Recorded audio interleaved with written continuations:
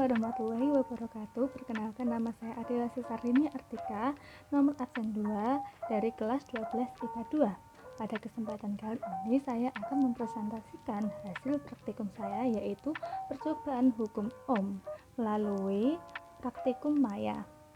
Nah, pada video ini saya akan membahas bagaimana perbandingan nilai hambatan melalui hasil perhitungan dari grafik berdasarkan hukum Ohm dan pengukuran eksperimen. Untuk lebih jelasnya, mari kita langsung pada video pembahasannya.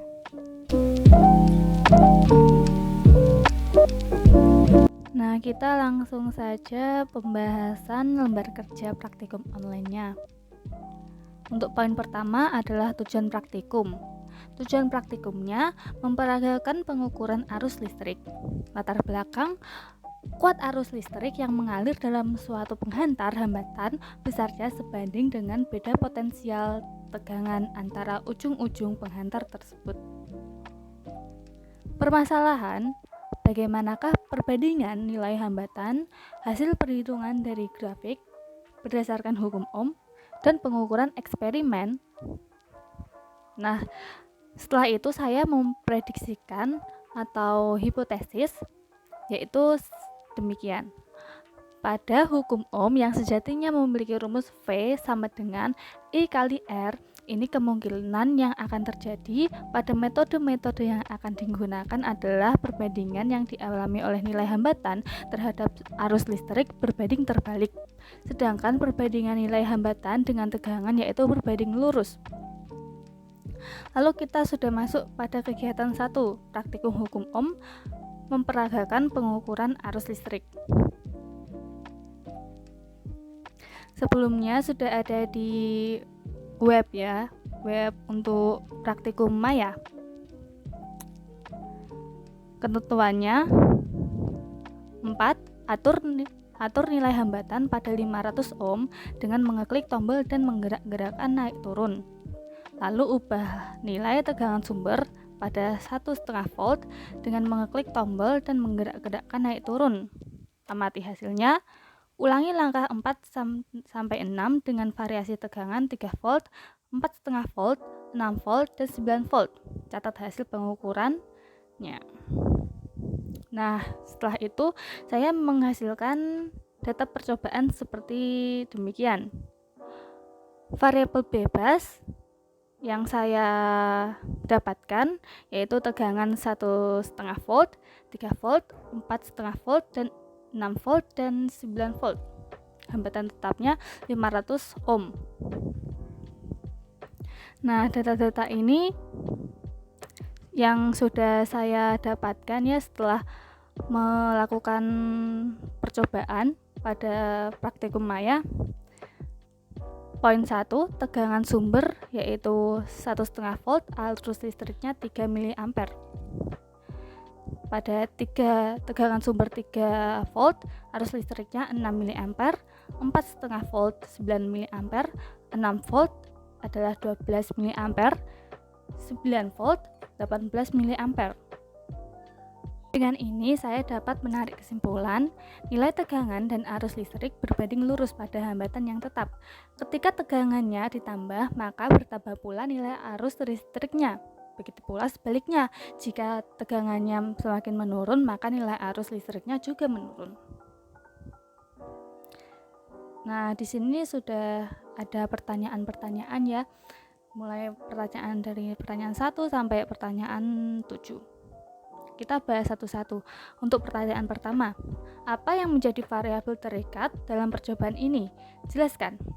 Yang menjadi variabel terikat dalam percobaan ini adalah hasil arus, yaitu yang dipengaruhi oleh tegangan sumber. Hasil variabel terikat tersebut adalah 3 mA, 6 mA, 9 mA, 12 mA, dan 18 mA.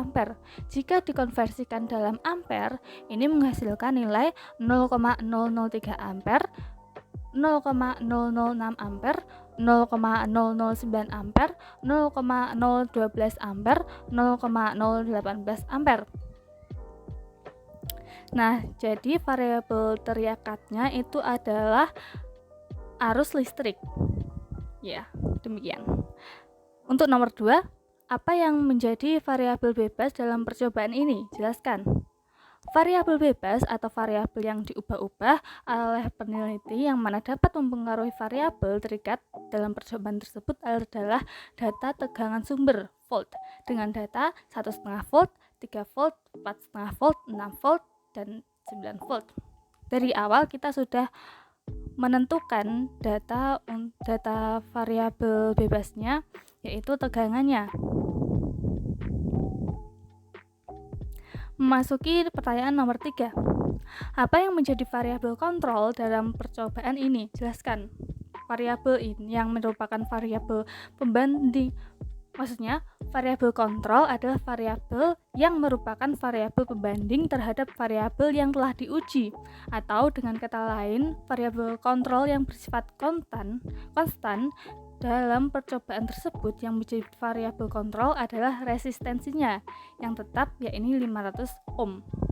Jadi, yang menjadi variabel kontrol pada percobaan satu ini adalah resistensi atau hambatannya, yaitu sebesar 500 ohm.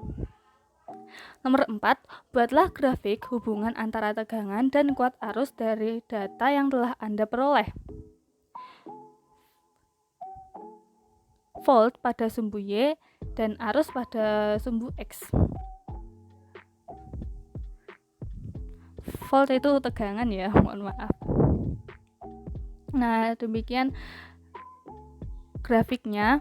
Nanti saya diperlihatkan secara jelas. Nah, seperti ini.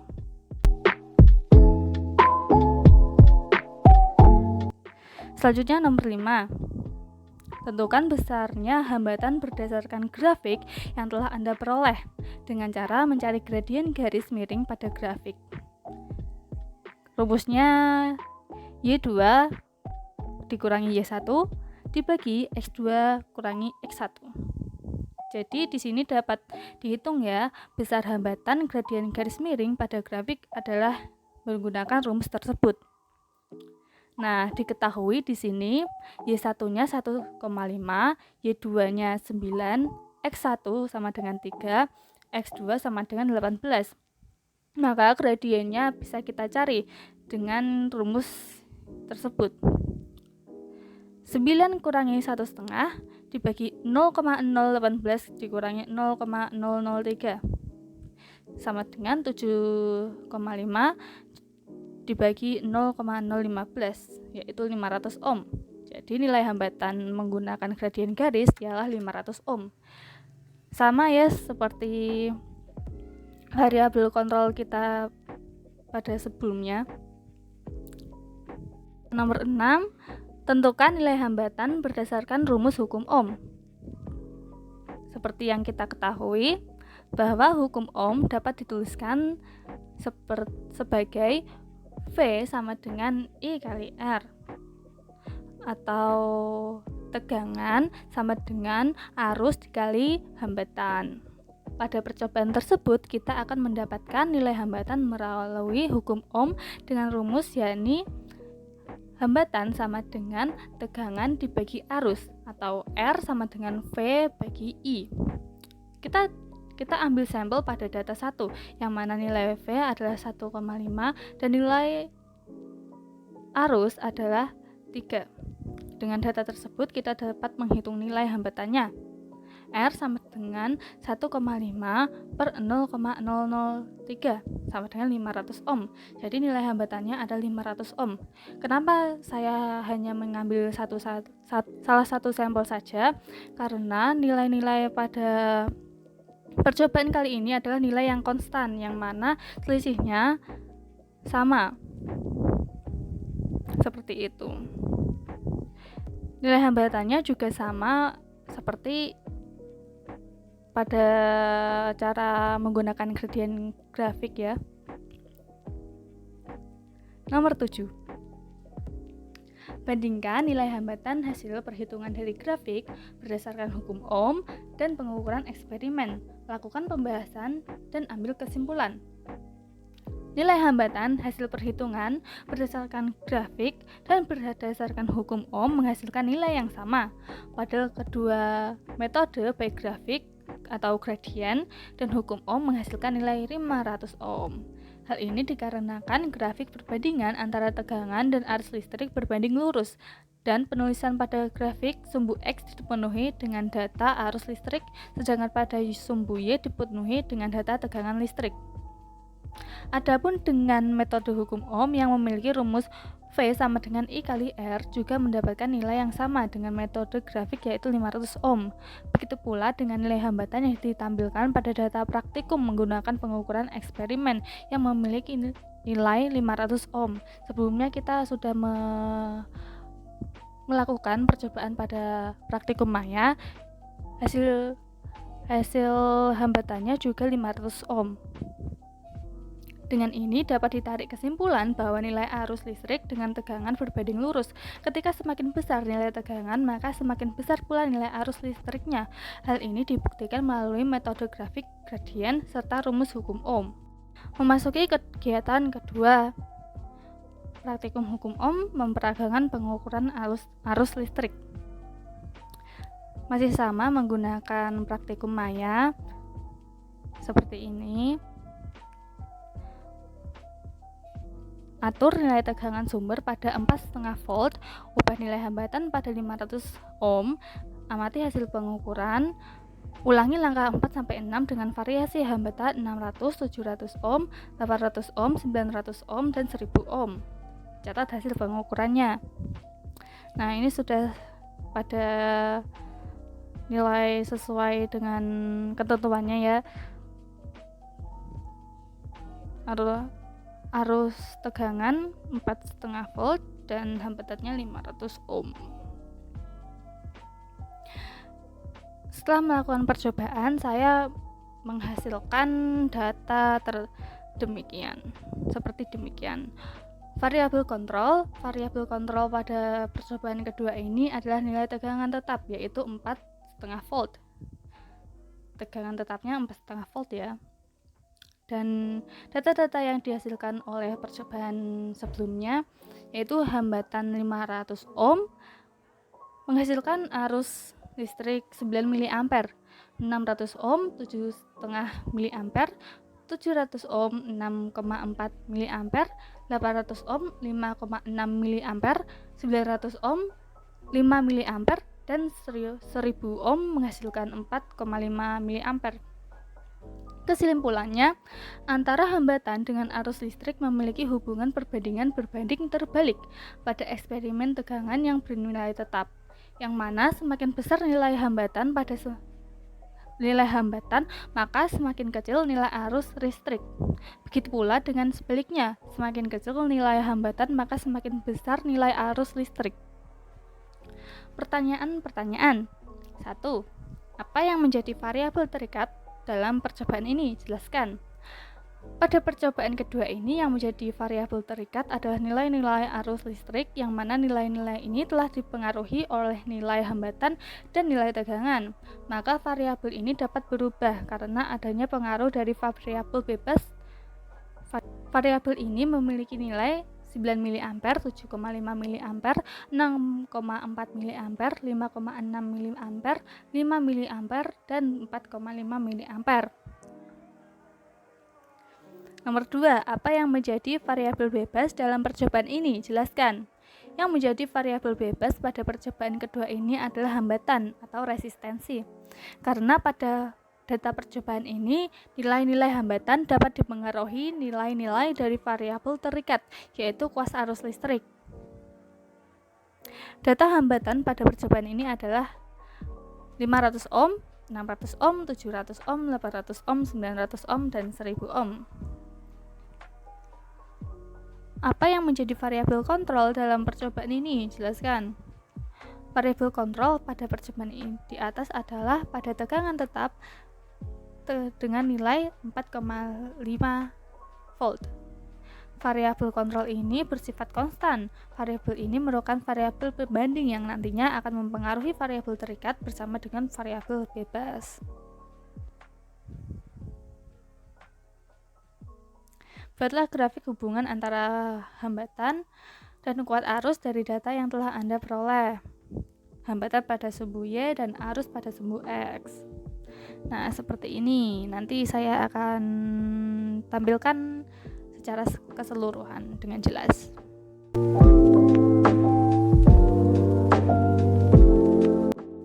Untuk pertanyaan nomor 5. Tentukan besarnya tegangan berdasarkan grafik yang telah Anda peroleh menggunakan garis miring. Penentuan tegangan berdasarkan grafik tidak dapat dilakukan karena gradien garis tidak menunjukkan perbandingan secara sesuai menurut matematika pada rumus gradien 2 titik, yang rumusnya Y2 dikurangi Y1 dibagi X2 kurangi X1. Rumus ini tidak dapat diaplikasikan kepada penentuan tegangan melalui hubungan hambatan dengan arus listrik. Dan juga hasil nilai arus listrik bukanlah bilangan berurutan, selisihnya tidak konstan. Jadi besar tegangan tidak dapat ditentukan menggunakan gradien garis. Dan juga ini garisnya melengkung ya, seperti parabola, jadi nggak bisa dicari menggunakan gradien karena gradien itu untuk garis lurus. Nomor 6. Tentukan nilai tegangan berdasarkan hukum Ohm. Menentukan tegangan berdasarkan hukum Ohm dapat kita cari menggunakan rumus dasar hukum Ohm, yaitu V sama dengan arus kali hambatan. Dalam kasus ini kita dapat mengambil sampel dari data pertama, yaitu hambatan sebesar 500 ohm dan arus sebesar 0,009 ampere, sehingga tegangannya sebagai berikut.